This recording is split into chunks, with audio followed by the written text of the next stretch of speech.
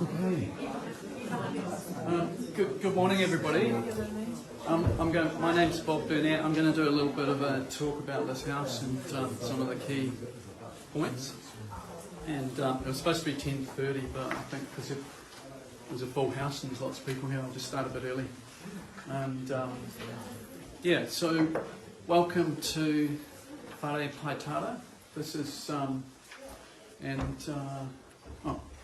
where's Paul? Paul's over here. Paul's the owner. If you've got any questions about what it's like living in the house, Paul will be happy to talk to you about that. But yeah, so I'm just going to talk about the key features. And if you haven't already got one of these, maybe I'll just you just take one and pass along if you haven't got one. So this is quite good because it's got like the top 10 principles or 10 things to think about. It's not conclusive, it's not everything, but I think it's a good start.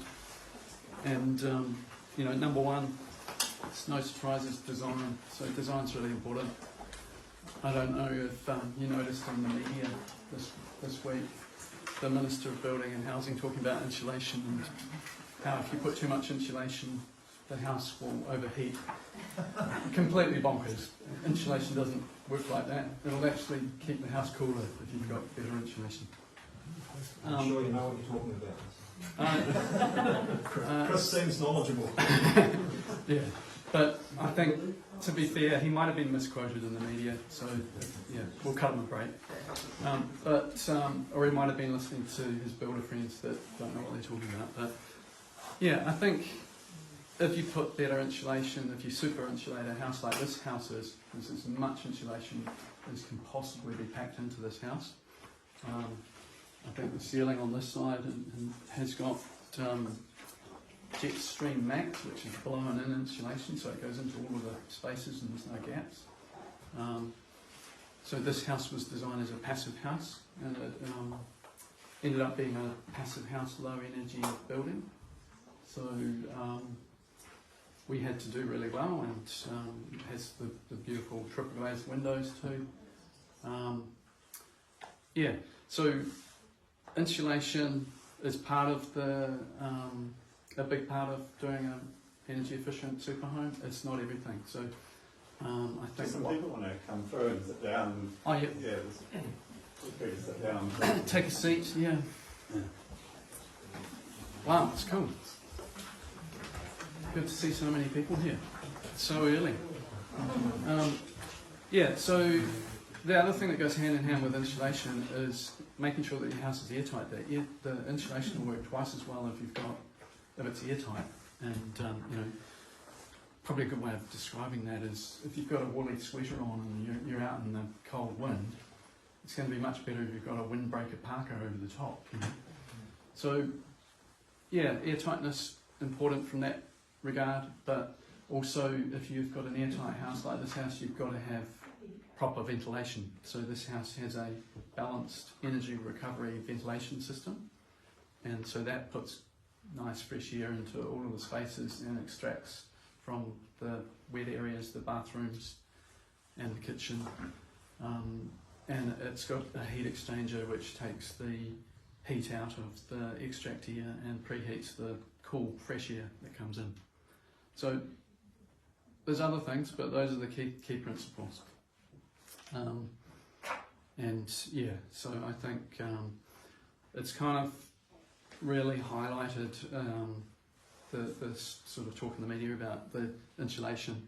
It's really highlighted the fact that a house needs to be thought about as a system, and the sort of integrated design approach and how everything works together.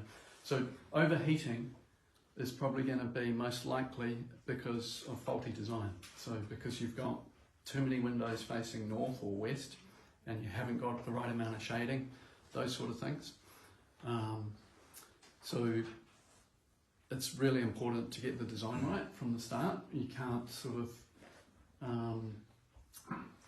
get out of it if you've got that wrong. Doesn't matter how much insulation you put in. I think Darren from Metro Glass here is going to talk about windows and glass next. but they have some great new glazing products, low E, and that are great at keeping the heat out. So with this house here, we're actually really interested and paid particular attention to that because this is northwest, and because we've got a nice view out the side, we wanted to have windows, and so that's why we've got the overhang out here, and one of the reasons we've got the pergola sort of design as well. So yeah, the proportions, the orientation of the windows is very important to get that right.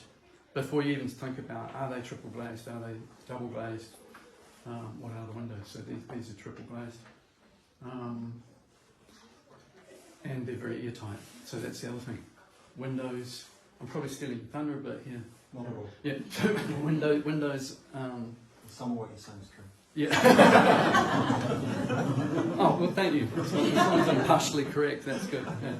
So, yeah, windows, you've got to think about airtightness too. So,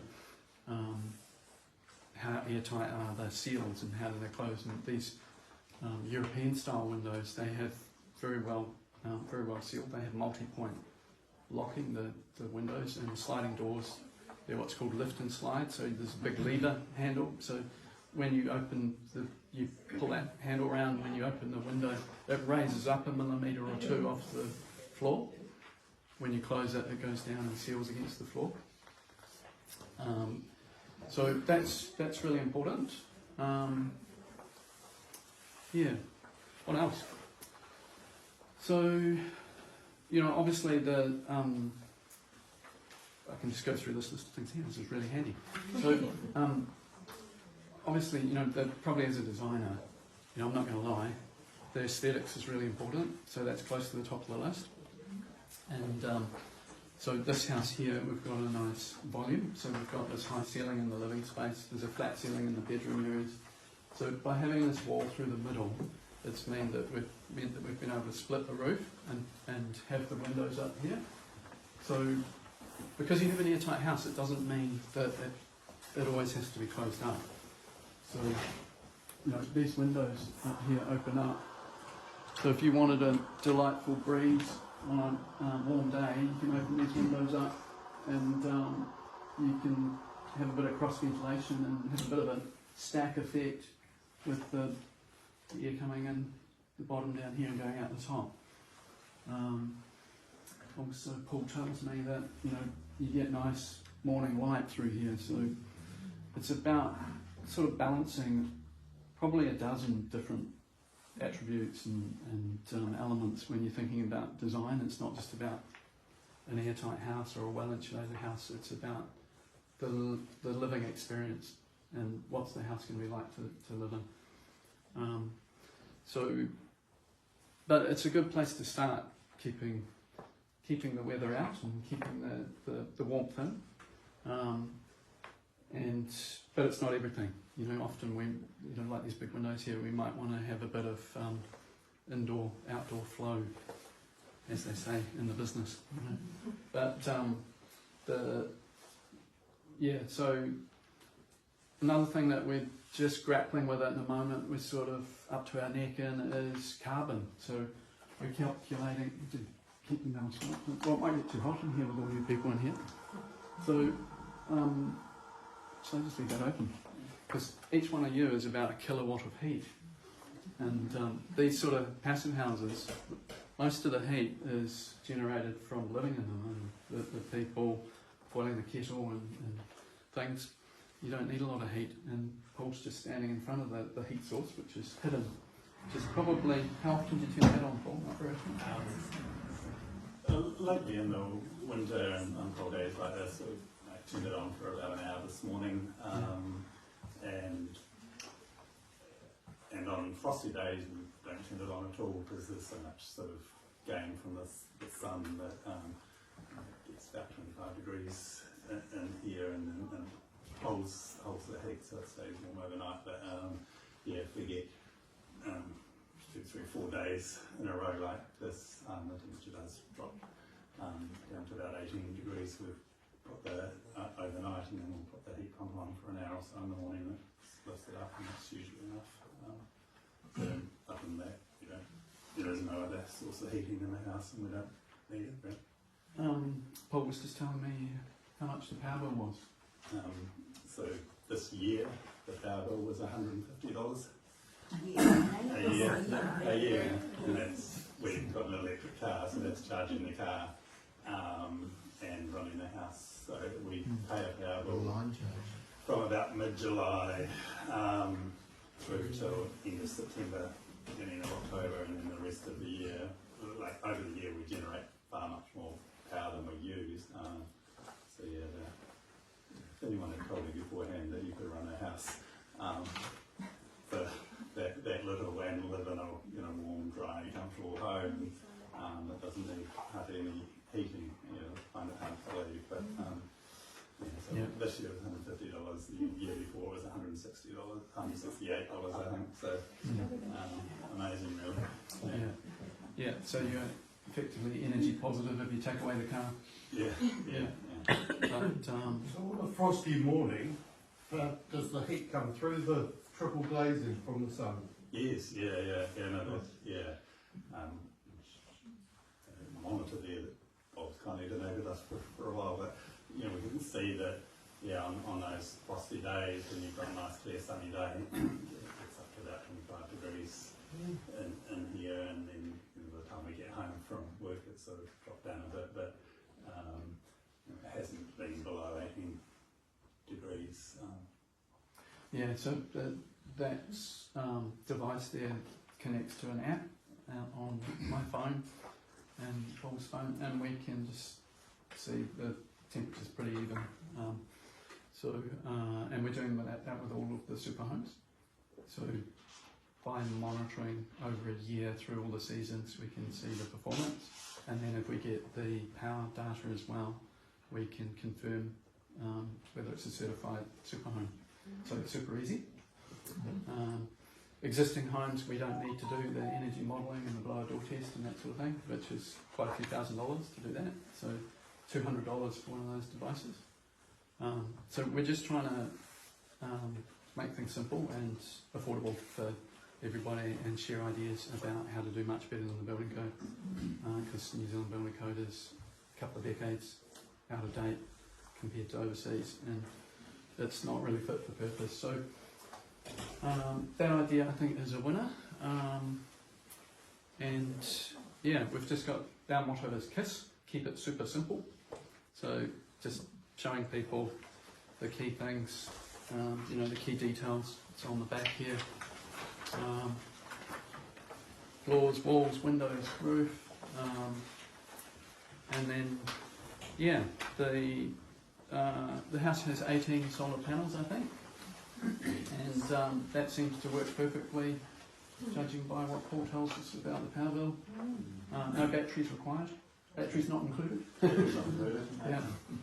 But some houses we do, bigger houses do have batteries, particularly if people have electric cars. And that's probably where batteries come in. Might also be useful if you have a power cut, but these days we don't get too many power cuts. Fingers crossed. So there's, in this cupboard here behind you gentlemen, there's a ventilation system, and it's the hot water cylinder too. So there's a whole bunch of ducts that go up into this wall and then through the rest of the house as well. So there's ventilation everywhere. That does cost to do that. That's a really good one. It's a really efficient one, but you can get, I think they range from about sort of 6 to 15 grand by the time you put all the duct work in and that sort of thing.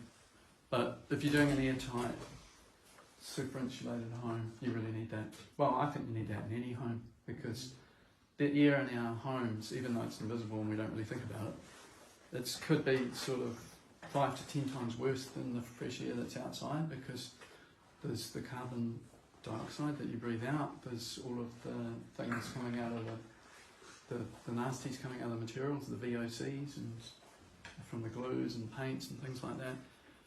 So it's good to have fresh air, and it makes a big difference. And what it does do is it gets rid of the condensation as well. So humans breathe out several litres of water a day, and showering, cooking creates moisture. If you don't have a ventilation system, that just gets absorbed into the walls. And yeah, if you've got a ventilation system, then you can happily dry your clothes inside and not worry about that. So yeah, we do that. We dry clothes. Clothes. No, just sitting inside.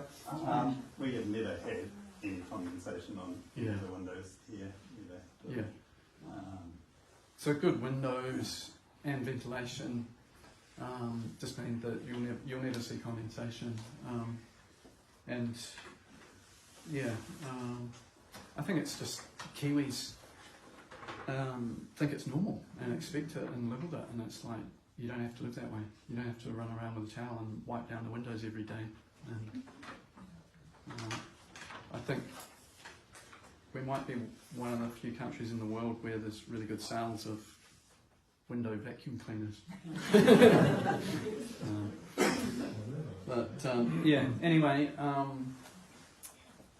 that's what have I forgotten? Oh, Well, I was going to mention one other thing. Yeah. Perhaps we have, I can't remember if it's 4,000 or 5,000 litre water tank underneath the driveway. So we collect the rainwater off the roof, and yeah, and that goes through a filter and stuff. So the water that we drink and use for showering and stuff is the harvested rainwater. We are connected to the mains, but so if there wasn't enough water, we do have an alternative supply. But in Selwyn district here, you pay for water. We've never had a water bill for the 2.5 years that we've been here, so that works well as well. yeah. The other thing is there's no What are you steps doing in. with all this money that you're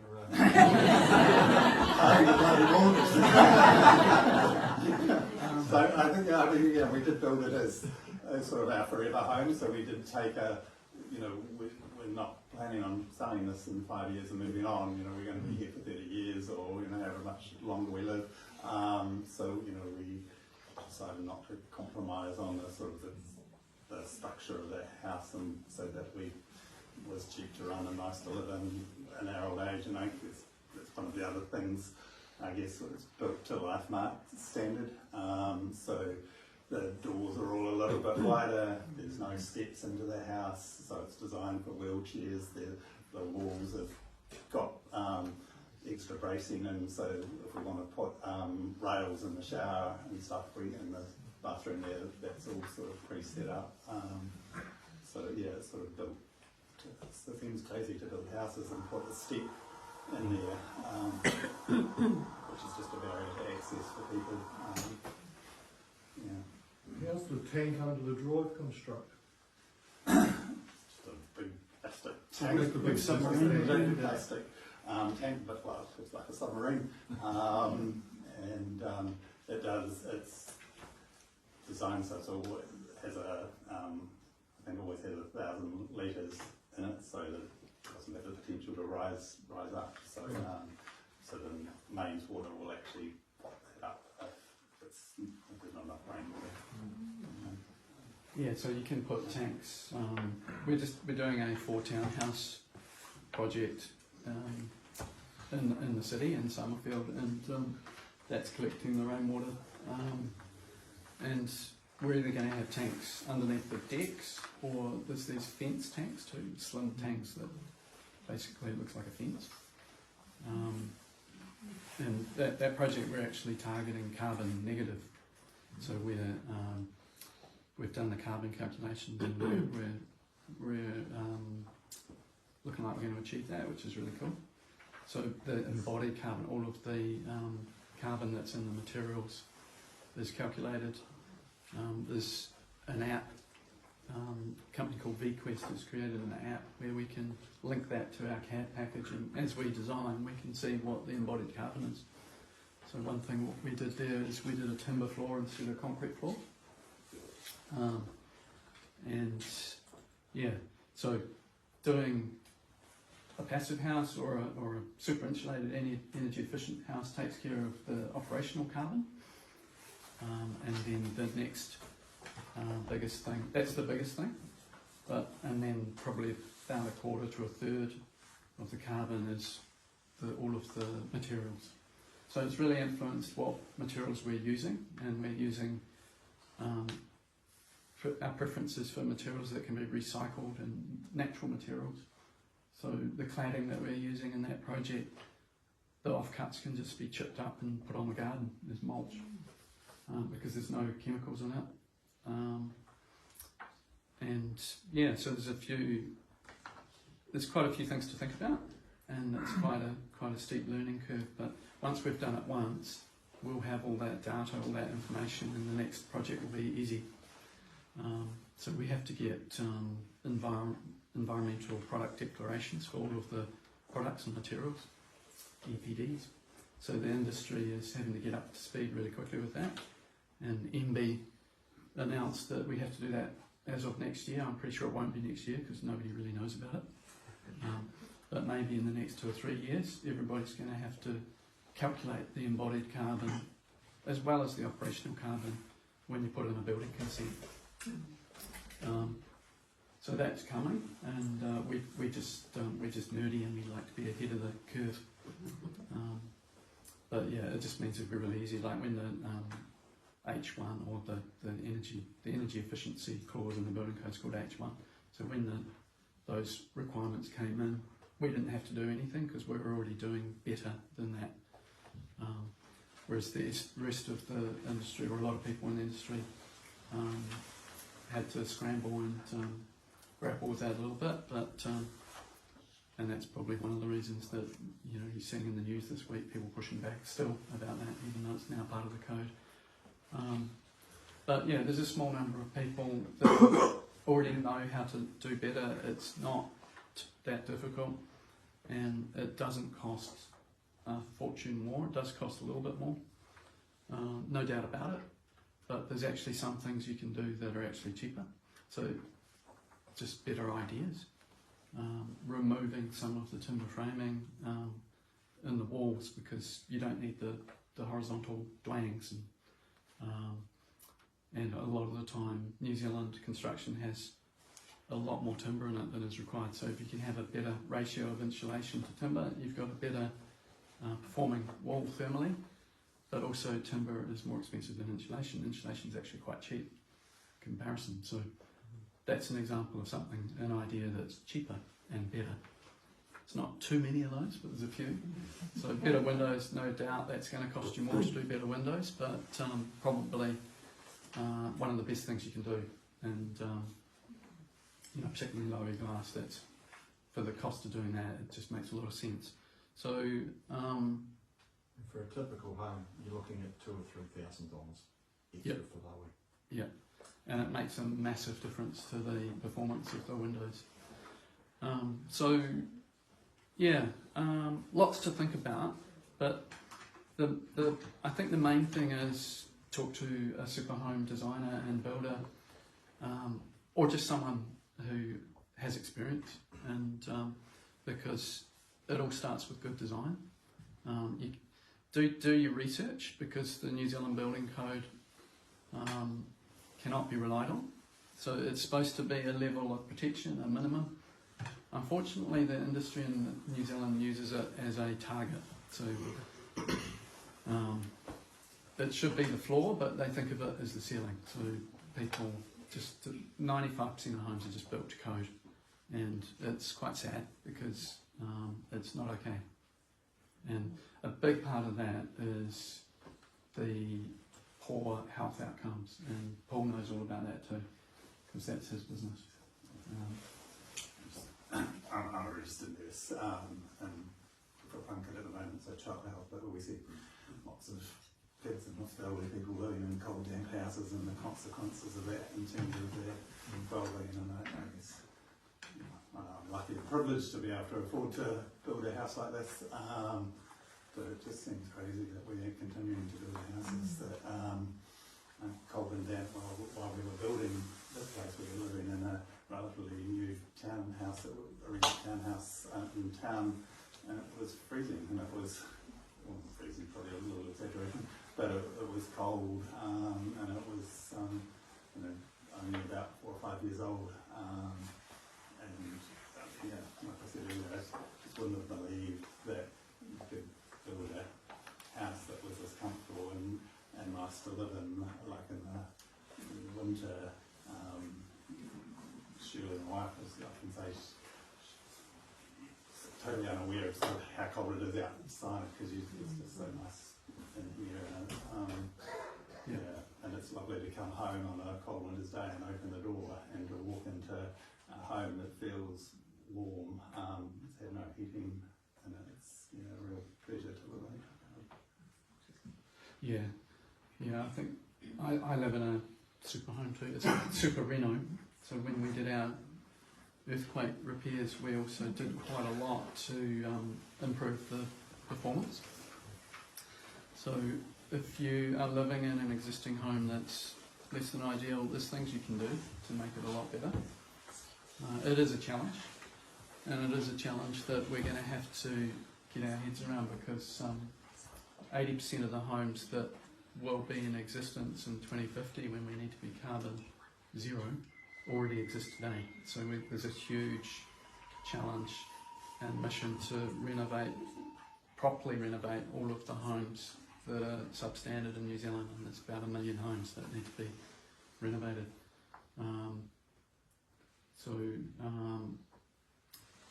We're going to be doing more. There's no renovations on this tour this year. There has been 2 or 3 previously. But we've got a bus tour coming up in September where we're focusing on renovations as well. Because not everybody can afford to build a new house. And so we did a lot of external insulation when we renovated our house. We put new triple glazed windows in some of the windows, the main ones. Because it was an earthquake repair, we replaced the windows that were damaged.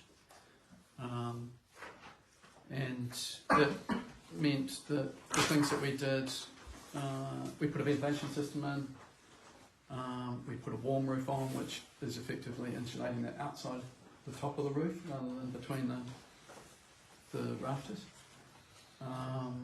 Bunch of things, and the power bill was half what it used to be, but the house is just always 20, 21 degrees, so much more comfortable, and yeah, so like Paul, when I walk the dog, I've got to look at the app on my phone to see what to wear, because I don't know what the temperature is outside. So yeah, it's just sad that Kiwis live the way they do, and we put up with it. We shouldn't have to wear a jumper and layers of clothing when we're inside our houses.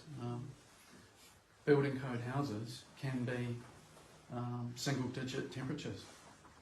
And the other thing that's really interesting in New Zealand is we don't heat our houses. I'm not sure whether it's because a lot of us can't afford to, or it's just not provided for, whereas overseas there's central heating. Here it's like you get a heater from the warehouse and plug it in, and it's not efficient. So yeah, it's just, we're missing out, and it's a double whammy because it's also really expensive to build here, which is odd because it shouldn't be that expensive. But if you get the design right and you're clever about the design, you can actually save money on the build too, and put the money into things that are going to benefit more.